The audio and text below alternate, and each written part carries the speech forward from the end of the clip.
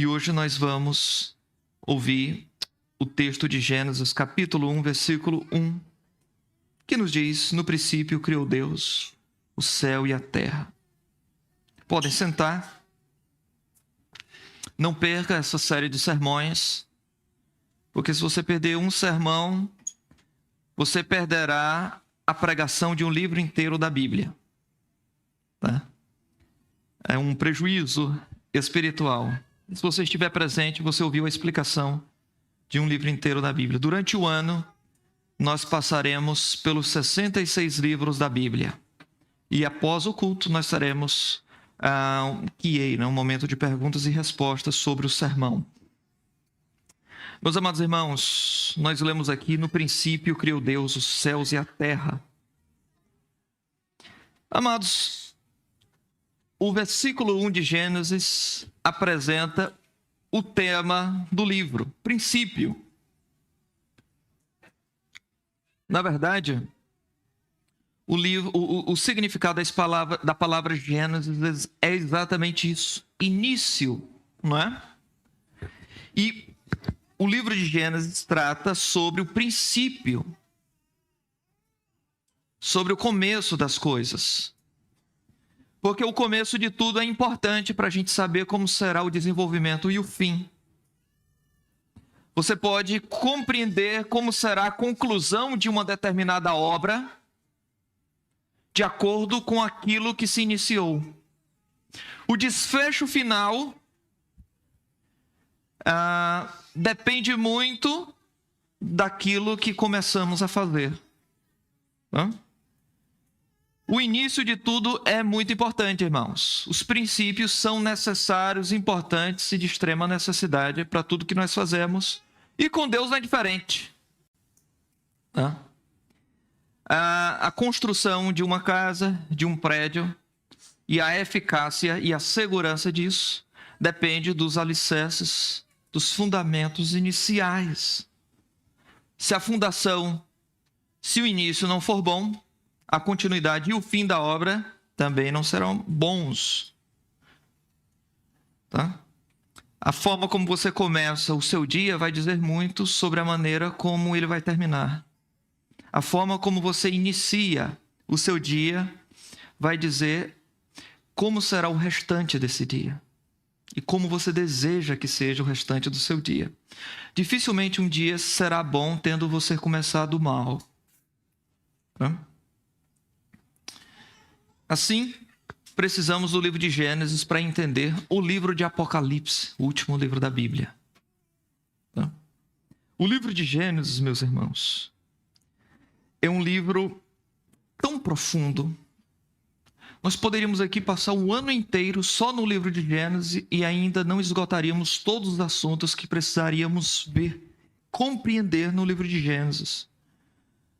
O livro de Gênesis, amados irmãos, é um livro que fala sobre o princípio das coisas. O princípio do mundo, o princípio do homem, o princípio de um povo, o princípio de uma nação e o princípio da história da redenção. Tudo isso está presente no livro de Gênesis. Tudo isso. O livro de Gênesis, meus irmãos, o livro de Gênesis tem duas divisões principais. Do capítulo 1 até o capítulo 11 é aquilo que é chamado de o período dos patriarcas. E do capítulo 12 até o capítulo 50 relata a história de apenas uma família, a família de Abraão. Capítulo 1 ao capítulo 11 fala sobre o tempo de Adão até Abraão. E do capítulo 12 até o capítulo 50, Abraão e os seus descendentes. Assim, meus irmãos, nós temos neste livro de Gênesis algo de extrema necessidade para a nossa fé. Promessa, redenção, começos. Você só pode entender a obra de Cristo se você ler o livro de Gênesis. Você só pode saber quem você é em Cristo se você entender o livro de Gênesis como um co-herdeiro com Abraão. Herdeiro de quê que Abraão recebeu como promessa? Uma herança de quê? Para você entender a si próprio como um cristão, como um filho de Deus, você necessita do livro de Gênesis.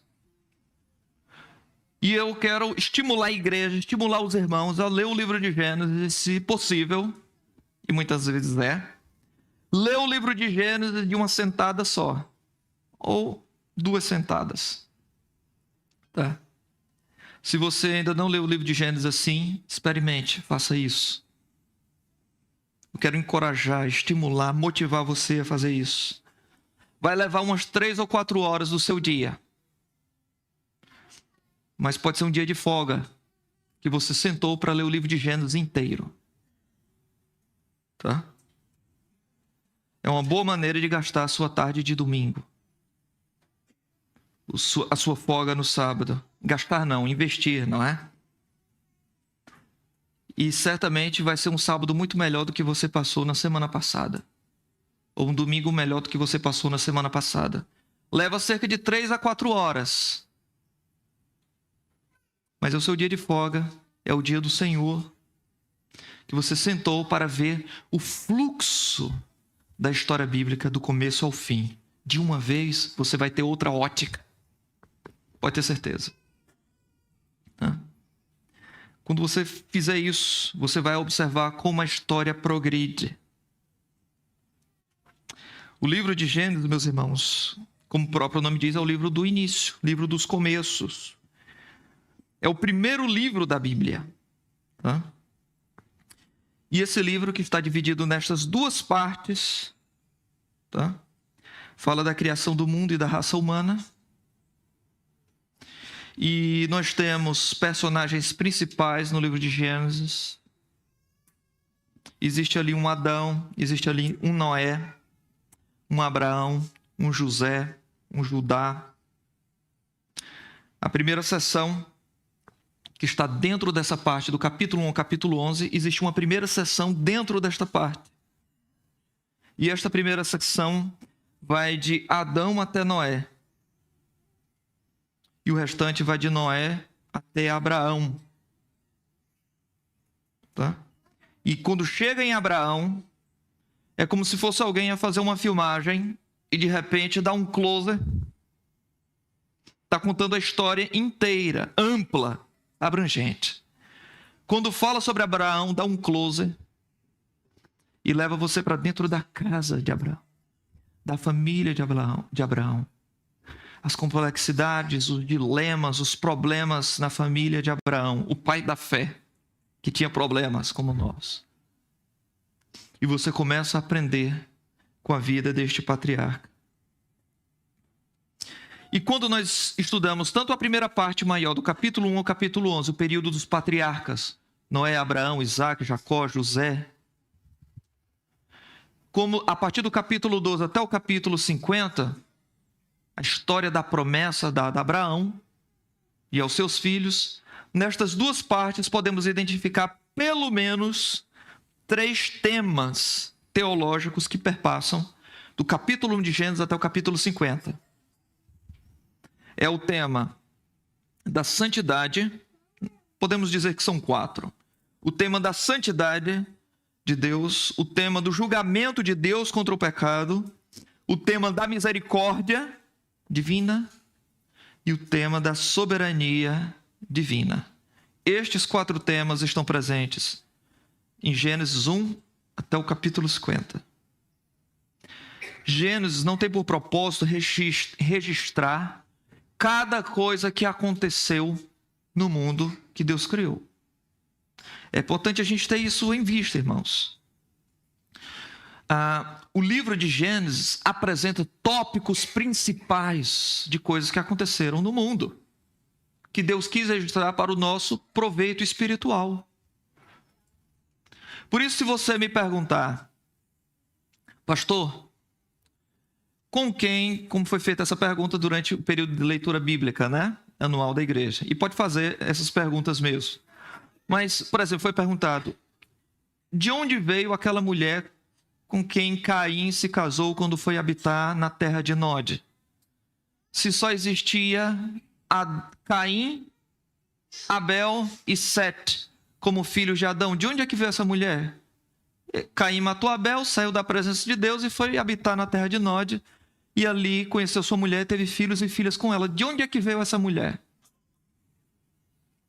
O que eu vou dizer para você é que essa mulher possivelmente é parente de Caim, e de Adão e Eva, porque fora este casal, Adão e Eva, não existiam mais outros. Embora a gente que discorde, mas os relatos bíblicos, sem especulação, apresentam somente este casal, Adão e Eva e seus filhos. Então ele casou com a irmã? Não necessariamente. Pode ter sido com uma sobrinha. Pode ter sido com uma sobrinha de segundo ou terceiro grau. Porque quando a Bíblia fala de Caim, Abel e Sete, a Bíblia não diz que Adão e Eva tiveram somente esses 3 filhos. Diz que eles tiveram estes 3 filhos. Mas a lacuna que existe entre um filho e outro. E Caim foi o primeiro filho. E Adão e Eva não tiveram filhas. A Bíblia não entra nestes detalhes. Porque não é o propósito da Bíblia. É o propósito da Bíblia dizer o primeiro Marte, Abel. É o propósito da Bíblia dizer o primeiro assassino, Caim. E é propósito da Bíblia dizer aquele que restaurou a adoração ao Senhor, Sete. É o propósito da Bíblia selecionar dados, deixar aquilo dali escrito para que a gente possa entender a partir das seleções que o autor inspirado pelo Espírito Santo deixou e omitiu outras, que Deus assim o quis fazer. Então, meus irmãos, à medida que a revelação de Deus, que começa em Gênesis, a revelação de Deus dada ao homem, começa em Gênesis, a vontade de Deus, ela ganha novos desenvolvimentos. Então, por exemplo, em Gênesis 1, nós observamos que estava ali Adão. Mais à frente observamos Deus criou Eva. Mais à frente observamos que havia uma terceira figura no jardim. A serpente, uma figura pessoal. E o texto não diz que era o diabo. O texto de Gênesis não diz que é o diabo. Apocalipse capítulo 12, Apocalipse capítulo 20, é que vai dizer que Satanás era a antiga serpente. Então nós descobrimos à luz de Apocalipse, o último livro da Bíblia, quem era a figura de Gênesis capítulo 3, o primeiro livro da Bíblia.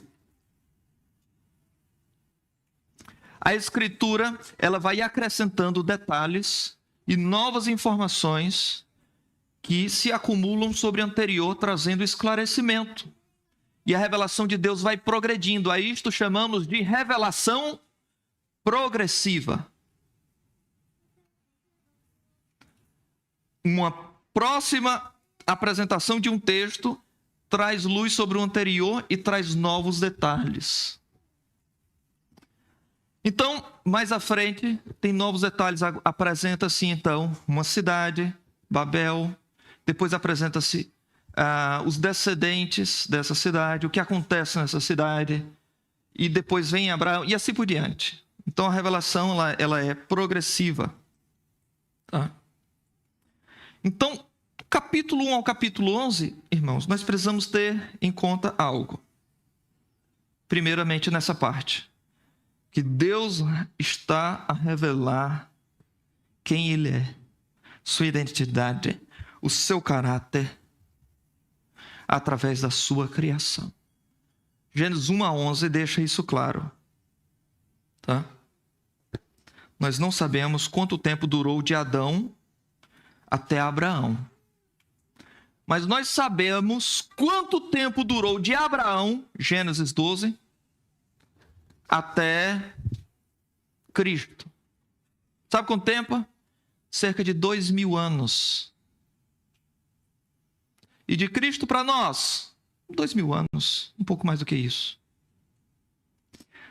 Então, irmãos, Jesus ele estava tão distante temporalmente de Abraão, quanto hoje nós estamos distantes da primeira vinda de Cristo e do tempo dos apóstolos. Agora, quanto tempo existe de Abraão até Noé? A Bíblia não entra nestes detalhes. Mas, como somos pecadores, e é uma curiosidade típica de pecadores, há aqueles que tentaram fazer um cálculo para dizer quanto tempo tem o mundo. E este cálculo foi com base nas genealogias, principalmente a partir do capítulo 5 de Gênesis, e outras genealogias também depois desta. Então começaram a fazer contagem, né, daqueles personagens do capítulo 5 de Gênesis.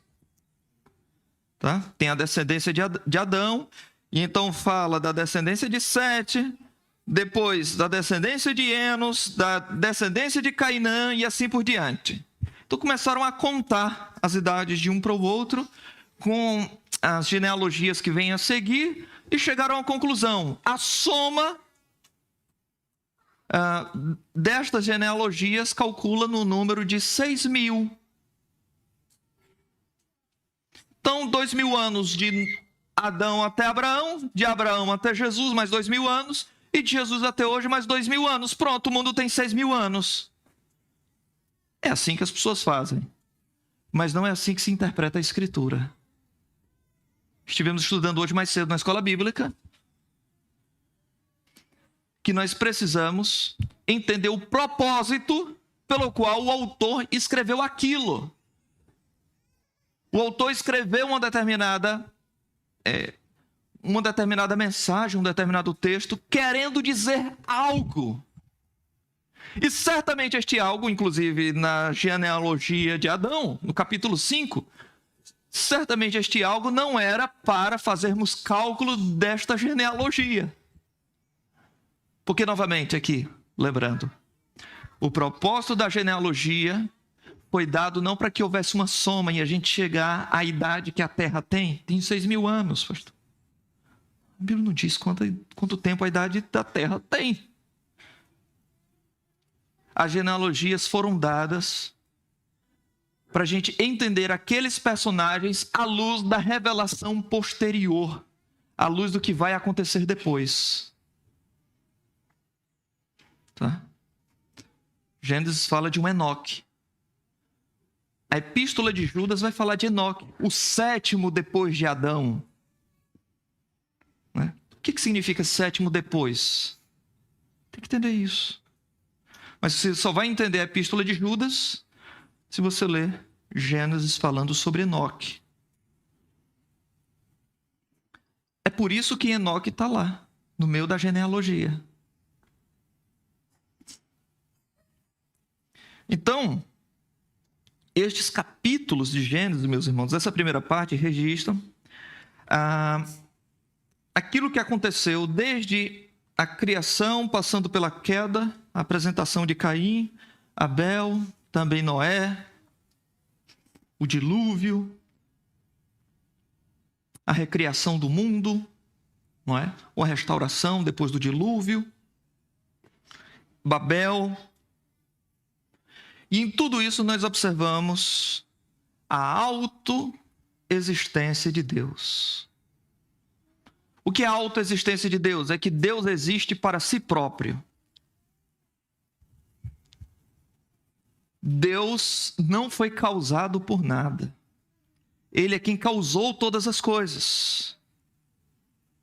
A autoexistência de Deus significa que ele é independente de tudo.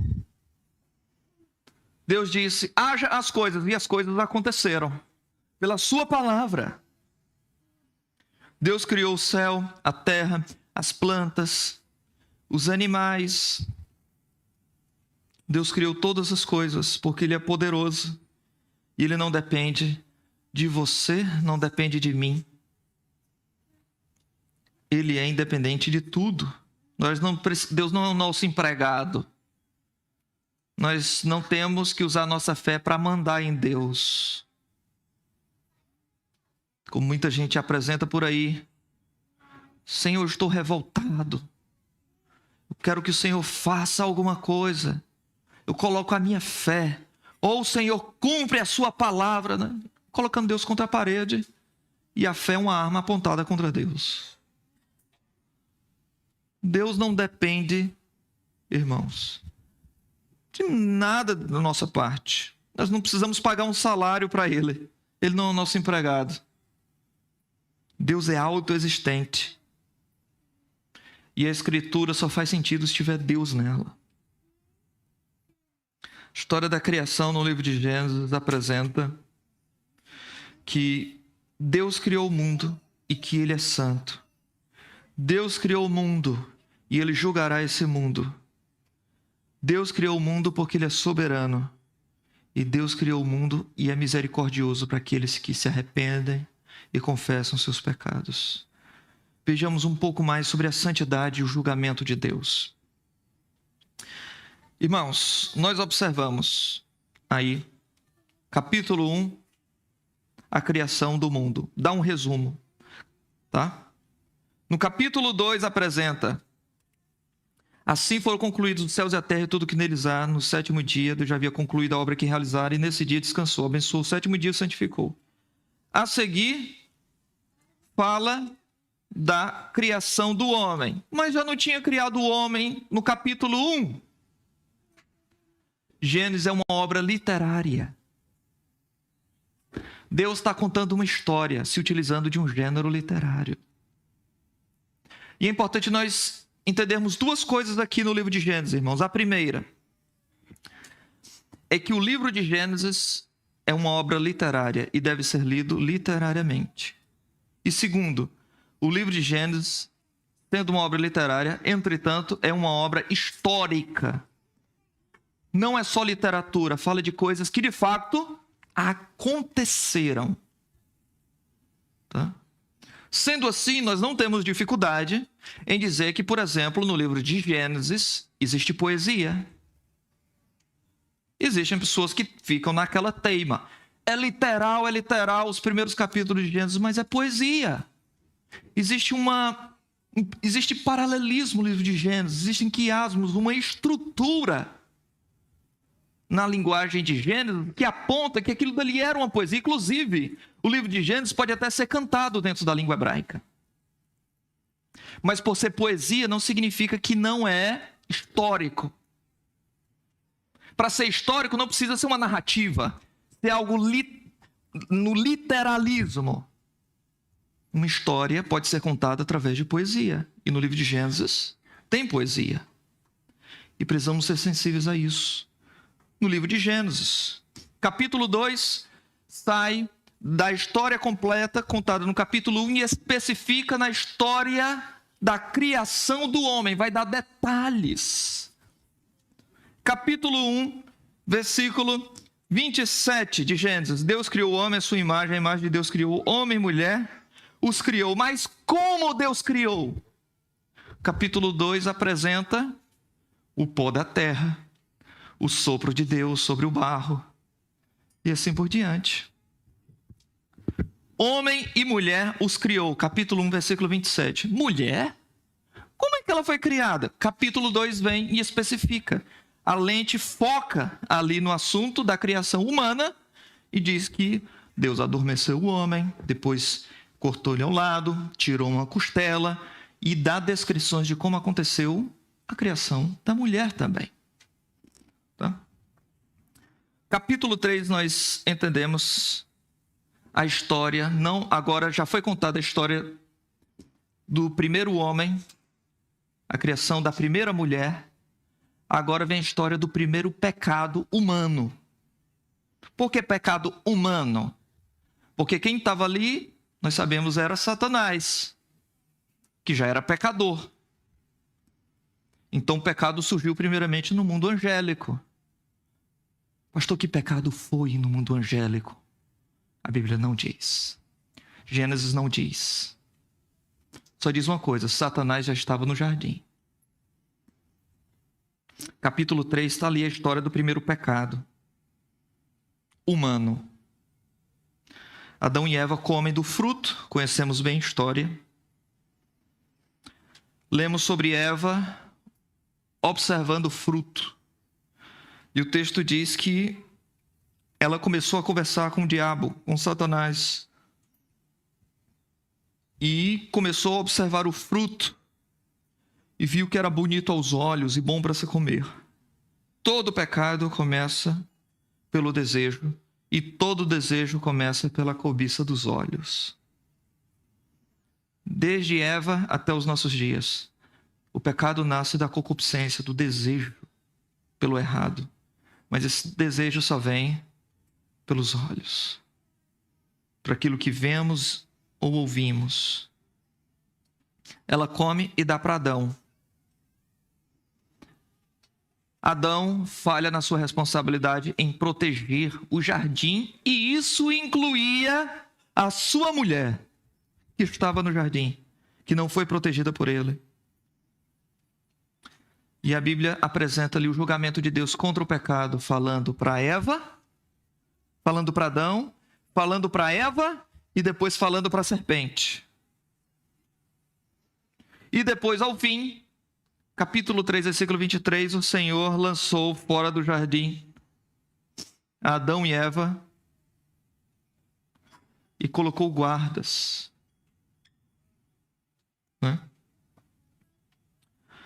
Então, vem um capítulo 4, nós observamos a história de Caim e Abel, capítulo 5, 6, mas vamos agora direto para o capítulo 7 de Gênesis, depois retornamos aos outros. Ainda dentro desse tema da santidade e do julgamento de Deus contra o pecado. Deus é santo e Ele está julgando o pecado que foi praticado no Éden. Pede responsabilidade e prestação de contas a Adão, depois a Eva e depois apresenta-se a serpente. O capítulo 7 também fala do julgamento de Deus contra o pecado. Seu ponto culminante, qual é? A inundação que aconteceu no mundo. Os homens transgrediram a vontade de Deus e Deus julga. Agora, não só um homem e uma mulher, Deus julga o mundo inteiro, porque aquele pecado que tinha começado com Adão e Eva, ele foi piorado a partir de Caim. A partir do descendente de Caim, Lameque, o pecado ainda se torna pior. Vem a poligamia. Tá? E quando chega no capítulo 6, a Bíblia diz que o Senhor se arrependeu de ter feito o homem. Deus viu que era continuamente mal todas as intenções do coração do homem. E o capítulo 7 traz o dilúvio. E o dilúvio, meus irmãos, é apresentado às vezes de uma forma muito bonitinha, né? Eu tenho os meus filhinhos e às vezes eu conto a história do dilúvio ou ele assiste em desenhos sobre o dilúvio. Então vem lá aquele senhor da barba branquinha com um cajado na mão, chamado Noé, e ele entra no barquinho e vai. Nós olhamos isso nos outros, dificilmente olhamos esse pecado em nós. O texto nos manda a considerar a solenidade e a seriedade do que é uma promessa de Deus cumprida. Deus disse que ia destruir, ia julgar o pecado humano, foi isso que ele fez. E Deus exige de você essa manhã que se arrependa e se abandone, e você abandone os seus pecados e procure em Cristo transformação, mudança na cruz dele, só dele somente. Assim, o outro tema se apresenta aqui, é o tema da misericórdia. Porque no versículo 23 em diante, Adão e Eva são expulsos, mas antes, Deus trouxe a boa nova. Gênesis 3,15 nos diz, Deus falou, porém inimizade entre ti e a mulher, entre a sua descendência e o seu descendente. Este lhe ferirá a cabeça e tu lhe ferirás o calcanhar. Deus está falando isso para a serpente, dizendo que a serpente e a sua astúcia pecaminosa não terá a palavra final. Da descendência da mulher, Deus levantará um que destruirá o diabo. Aqui nós já temos aquilo que foi chamado pelos teólogos antigos de proto-evangelho. A primeira vez que o evangelho foi pregado. Deus apresentando a sua misericórdia no meio do pecado e do julgamento. Esse se parece com o Deus da Bíblia que a gente ouviu falar, não é? No primeiro julgamento, Deus demonstra graça. Deus demonstra benevolência, misericórdia. Isso acontece posteriormente. Lá no capítulo 8, versículo 1. Deus está trazendo julgamentos sobre a raça humana, mas lembre, Noé e sua família são humanos. No capítulo 8, versículo 1 é dito: lembrou-se Deus de Noé. No meio do julgamento, Deus apresenta misericórdia. Lá na frente, no capítulo 9, Deus faz uma aliança com Noé e com a criação inteira. No meio do julgamento, Deus demonstra misericórdia. Irmãos, nós não podemos e não devemos falar só do julgamento de Deus e da sua santidade, que não pode ser maculada de fato, sem tocar no assunto da sua misericórdia. Porque senão nós vamos demonstrar a lei de Deus sem o refrigério do evangelho da graça que perdoa. E você deixará os homens desesperados quando só apresenta lei, regra, e não apresenta como o problema do pecado humano pode ser resolvido. Deus tinha que tratar com o problema do pecado humano. Depois de Noé, houve mais pecado sobre pecado. E Deus tratou o problema do pecado humano através de seu Filho unigênito, Jesus Cristo. Ele que é a nossa única esperança e a maior expressão da misericórdia divina. Salvo somente por graça. Sendo assim, não há motivo para orgulho. De nenhuma maneira. A misericórdia do Senhor no meio dos nossos pecados é maravilhosa. Deus é santo, terrivelmente irado contra o pecado. E Ele é misericordioso também. Agora, como Deus pode exercer tanta misericórdia, irmãos? Como a misericórdia de Deus pode ser explicada? Aqui nós observamos um outro tema, que é o tema da soberania de Deus. Em Gênesis, meus irmãos, nós observamos que Deus, de fato, é o Criador de todas as coisas. Agora, nós observamos também que, pelo fato dele ser Criador de todas as coisas, ele tem controle, governo e autoridade plena, absoluta, sobre todas as coisas. Homens, anjos, planetas, ele tem autoridade sobre todas as coisas. Capítulo 7 de Gênesis apresenta, versículo 21 a 23, que toda a carne que havia sobre a terra expirou. Ou seja, Deus tinha que tratar com o pecado. Deus faz afirmações e Ele leva suas afirmações a sério. Deus é santo e Ele zela pela sua santidade. Ele zela pelo seu próprio nome. Irmãos, nós observamos aqui que nós podemos ter certeza de que aquilo que Deus prometeu, Ele vai cumprir, tanto no julgamento quanto em demonstrar graça. Leia a Escritura. E você não vai ler só lei, você vai ler Evangelho também, de Gênesis a Apocalipse. Você vai observar ali muitas promessas. Deus diz: não temas, eu sou contigo. Não te assustes, eu sou o teu Deus. Você vai ler: o Senhor é meu pastor e não sentirei falta de nada. Você vai ler que os santos de Deus estão sob a asa do Altíssimo, protegidos pelo Senhor. Você vai ler que aqueles que estão nas mãos do meu Pai, nenhum poderá ser arrebatado, tirado das mãos dele. você vai ler que o Espírito Santo também nos ajuda em nossas fraquezas. Você vai ler o mundo de promessas na Escritura. A Bíblia está cheia de promessas, irmãos. Você não precisa de caixinha de promessa. Você precisa de uma Bíblia bem lida, para você entender as promessas no seu contexto. E aquilo que Deus diz, Ele cumpre, tanto relacionado a julgar o pecado do homem, quanto em restaurar, trazendo graça para aqueles que se arrependem. Tá? Se nós queremos, amados irmãos, como povo de Deus, como terceira igreja do Porto, confiar em Cristo, precisamos recuperar a verdade da grandiosidade, da soberania do Senhor. Deus é soberano, e isso está no primeiro capítulo do primeiro versículo da Bíblia.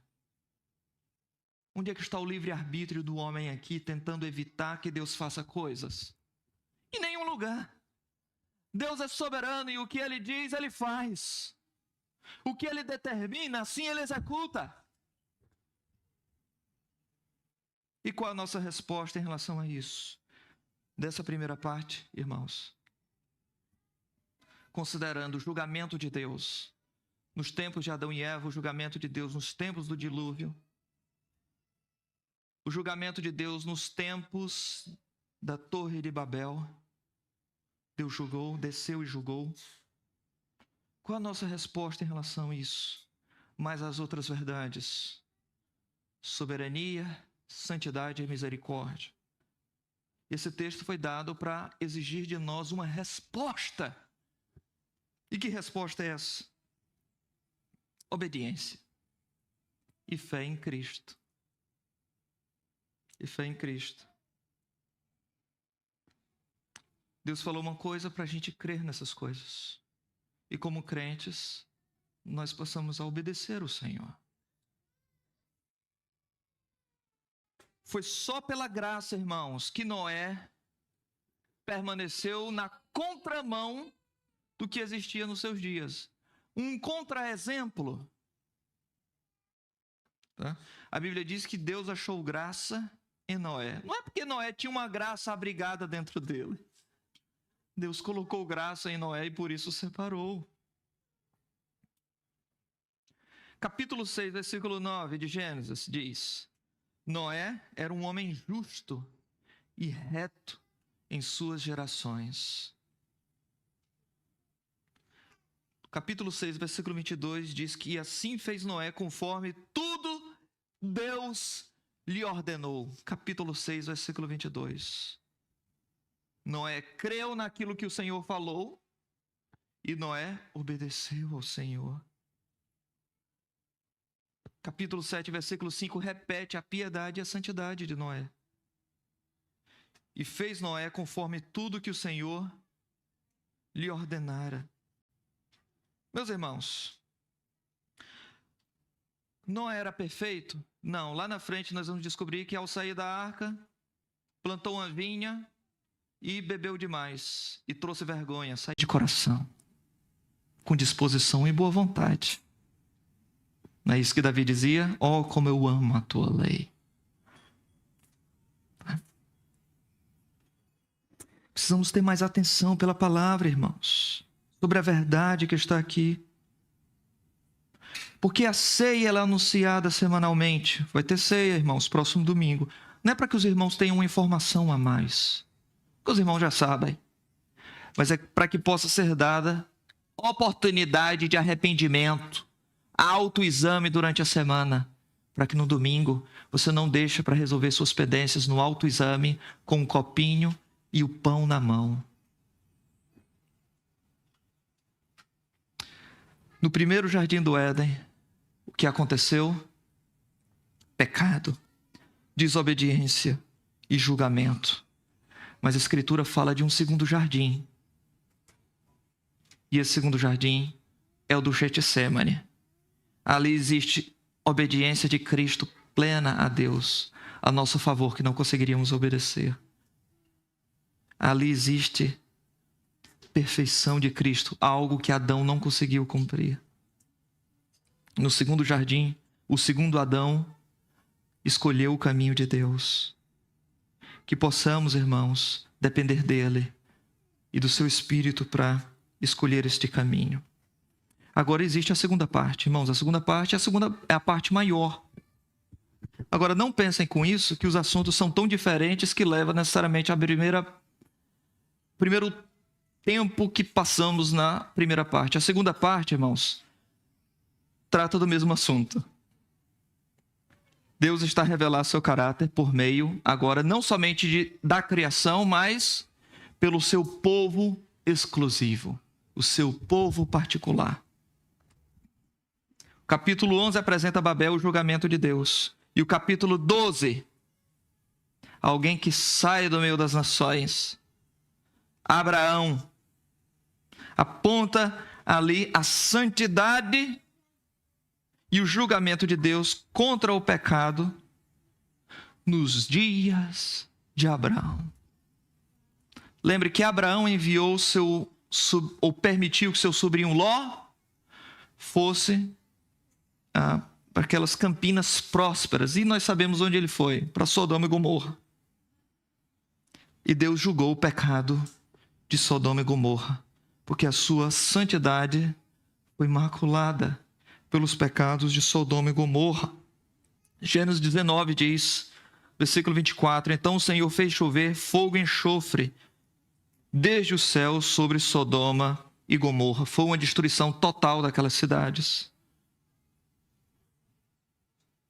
Deus não permitiu direito de advogados aos moradores de Sodoma e Gomorra. Nossos direitos não são alienáveis diante dos outros seres humanos. Mas diante de Deus, irmãos, nós não temos direito nenhum. Amar através de Abraão para que mantenha uma descendência pura. Deus está exigindo santidade, porque Deus quer o crescimento de Abraão e de toda a sua descendência em santidade. E a mesma coisa apresenta-se no Novo Testamento. Sem santidade ninguém verá o Senhor. Está no Antigo, está no Novo Testamento. Está na promessa, Antigo Testamento. Está no cumprimento, Novo Testamento. A misericórdia de Deus se apresenta nos dias de Abraão para com seu sobrinho. Capítulo 19, versículo 16 diz que no meio daquela situação, Deus se lembrou de Abraão e salvou Ló. Não é?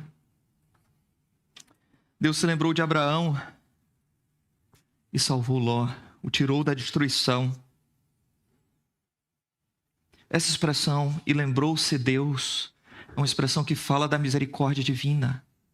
No texto de Gênesis, isso acontece muitas vezes. Deus se lembrou de Raquel e abriu a sua madre, e ela teve um filho chamado José, capítulo 30, versículo 22 a 24. Deus usa de misericórdia. Abraão, ele tem um filho com Agar, a serva, a escrava, não foi com a sua esposa Sara. Fez uma coisa errada. No meio de tudo aquilo dali, irmãos, ele pensava que a sua descendência vinha da escrava. Deus diz, não, é de Sara. Irmãos, Deus faz uma aliança com Abraão. Capítulo 15 de Gênesis. Tempos depois, nasce Isaque. E Deus pede Isaque, leva o teu filho. E apresenta-o como um holocausto. Vai imolar, derramar o sangue do teu filho dedicado a mim. Irmãos. E a criança pergunta, pai, tem a lenha, tem o cutelo, tem o fogo, tem tudo. Onde está o holocausto? O que é que Abraão diz?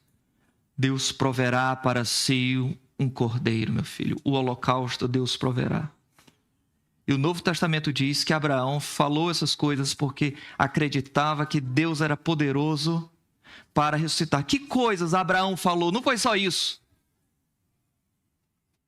Quando saiu com Isaque, Abraão disse para os da sua casa, nós iremos sacrificar e voltaremos, no plural. Ele acreditava que Isaque iria voltar. Abraão acreditava que Deus iria providenciar um holocausto. Irmãos, não pense aqui que se trata de uma criancinha, de 2 aninhos. É já um menino grande, um jovem, possivelmente. Imagine a dor de Abraão. O chamado de Deus a Abraão era para ser salvo e para ser obediente. E Abraão entendeu isso. Fez isso com gosto, com vontade? Não. Irmãos, Deus exige de nós coisas muito mais simples do que exigiu de Abraão. E nós somos mais relutantes em obedecer do que Abraão. Agora lembre que esse texto não quer falar especificamente só de Abraão. Esse texto quer falar sobre Cristo. Porque enquanto Deus providenciou um animal ali preso, um carneiro preso entre os arbustos ali, com seu chifre preso, e Isaque foi poupado, na cruz, Deus providenciou um cordeiro e ele não foi poupado, para que nós pudéssemos ser poupados da ira vindoura que virá sobre este mundo. No meio do juízo, Deus se lembra de pecadores. No capítulo 18 de Gênesis, irmãos, capítulo 38, na verdade, nós lemos a história de Judá, que tinha prometido um filho à sua nora, Tamar, e não deu o filho, chegou à altura, confundiu a mulher com a meretriz, coabitou, teve relações com ela. A mulher aparece grávida, ele diz que a mulher tinha que ser apedrejada, porque onde já se viu um negócio desse, uma imoralidade, ela disse, o dono desse cajado, desse bordão, é o pai do menino. E ele caladinho ficou. E disse, ela é mais justa do que eu. História horrível de imoralidade, de incesto. E no meio disso, irmãos, a minha Bíblia diz, a sua também, em Gênesis capítulo 1, que no meio da genealogia de Cristo está lá, Judá e Tamar. Deus usou aquela história horrível para demonstrar a incrível misericórdia de trazer o Messias do meio de uma situação horrível, uma tragédia familiar pecaminosa. Tá? Meus irmãos, Deus é soberano. Como Deus pode realizar um plano de salvação, tendo um povo em particular e pessoas específicas nesse povo, garantindo que eles continuarão preservados até o fim? Como Deus pode assegurar isso? A resposta: Deus só promete porque foi Ele que planeou. Porque foi Ele que organizou todas as coisas antes de todas as coisas existirem. O livro de Gênesis é uma grande história contada de Deus para os seres humanos que Ele ama. É o drama da salvação, a qual Deus é o autor e Ele também é um personagem. Mas Deus não escolheu só Abraão, Deus escolheu Isaque. E também nós conhecemos a história, Deus escolheu Jacó. Mas a escolha de Deus também pressupõe a não escolha. Quando Deus escolheu Isaque, Deus não quis escolher Ismael. Quando Deus escolheu Jacó, Ele não quis escolher Esaú. Porque Deus é soberano para escolher quem Ele quiser. E os seres humanos não podem reivindicar, Deus não me escolheu, Ele é injusto. Não, você quer que Deus seja justo? O salário do pecado é a morte, está aí a justiça. Nós merecemos juízo, irmãos. Quando Deus salva pecadores, dentre os demais, isso é graça. É graça de Deus. E essa graça acompanha Abraão, acompanha Isaque, acompanha Jacó. E a segunda parte do livro de Gênesis, a segunda parte dessa seção maior, fala sobre Jacó e os seus filhos. A soberania de Deus destacada na vida do filho de Jacó, José. Ali nós vemos, irmãos, que Deus pode dizer algo sobre o futuro através dos sonhos mencionados a José, porque foi Deus que criou o futuro que Faraó sonhou. Deus é soberano. Deus cumpre exatamente o que ele prometeu, porque Deus planeou ou planejou todas as coisas. O seu plano envolvia que José, na sua infantilidade e imaturidade, irritasse os seus irmãos na sua adolescência. Porque os seus irmãos assim o levariam a ser vendido como escravo. O plano de Deus envolvia que José fosse vendido especificamente para a casa de Potifar, porque ali é que ele iria demonstrar a sua capacidade de administração, quanto ao mesmo tempo trazer ali um olhar diferente, não é? Tratando-se da mulher de Potifar. Era naquela casa que as duas coisas iriam acontecer. Porque depois disso, Deus queria que José fosse para Potifar, aquela mulher fizesse aquilo, porque depois daquilo Deus queria José preso. Porque era só na prisão que José iria interpretar o sonho do padeiro e do copeiro.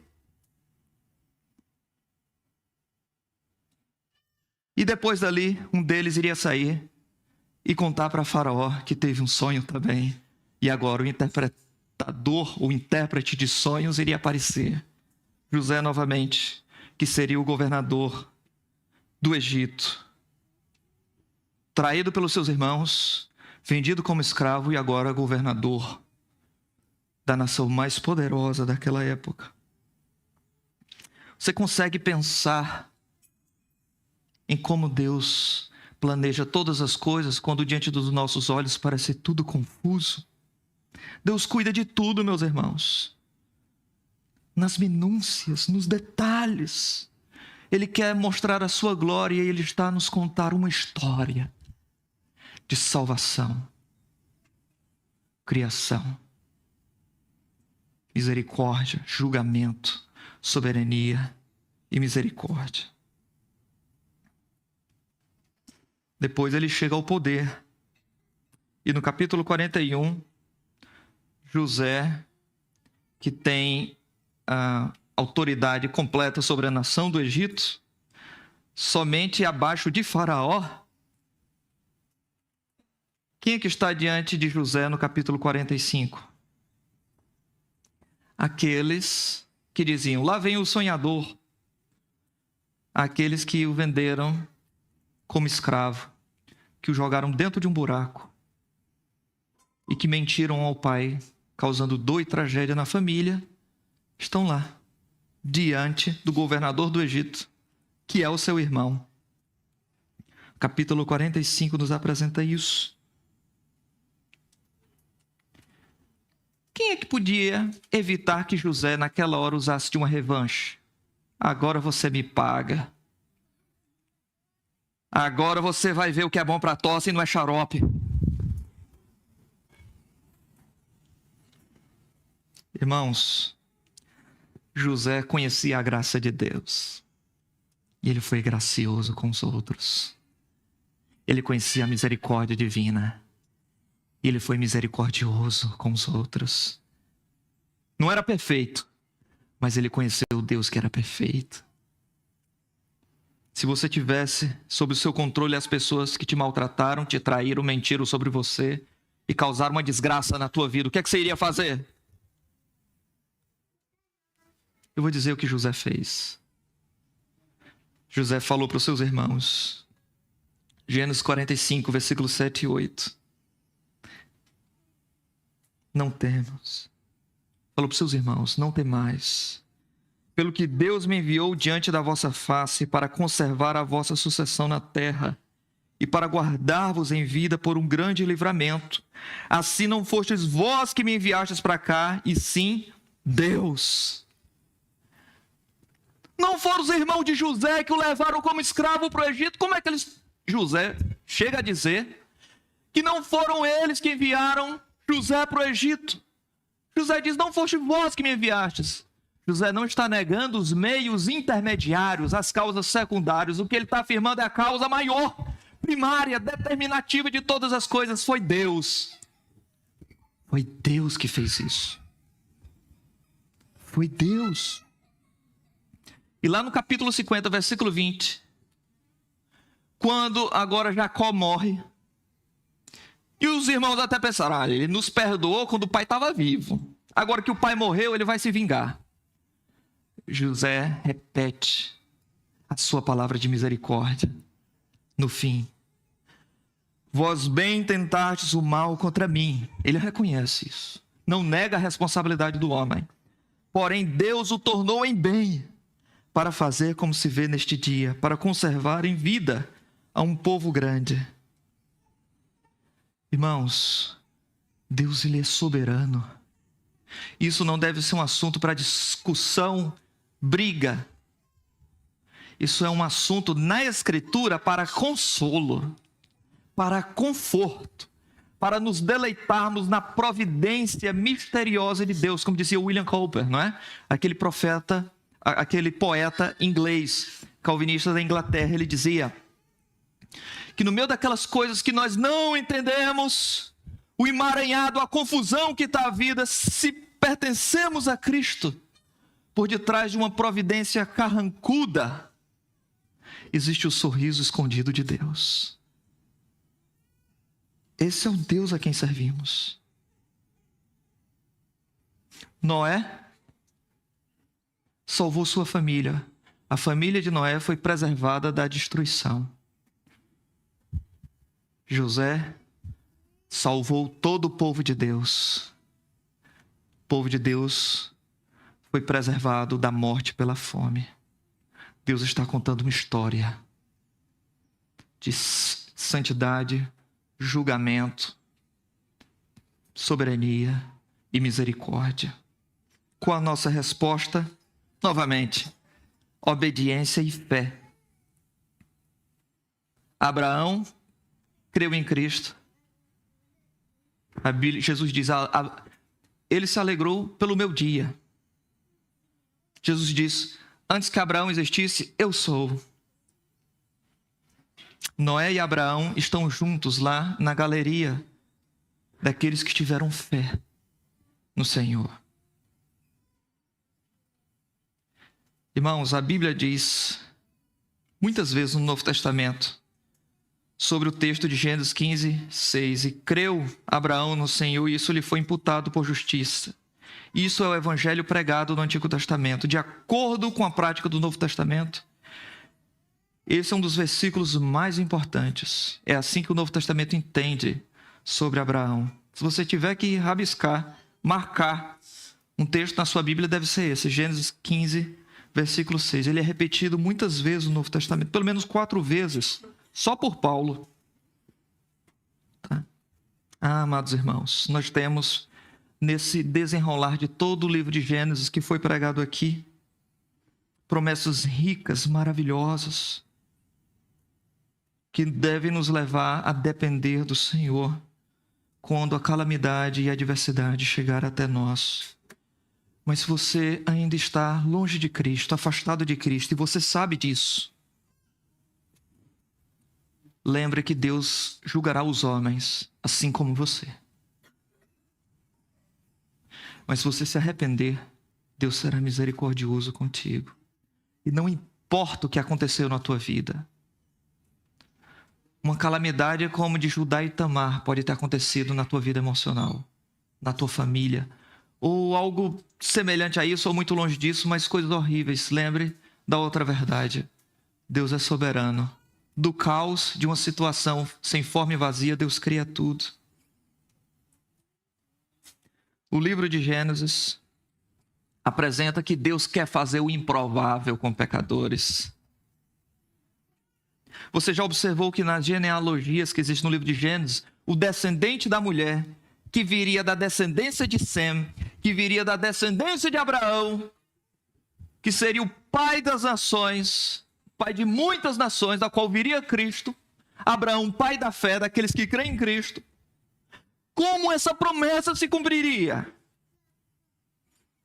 Através de 3 mulheres estéreis: Sara,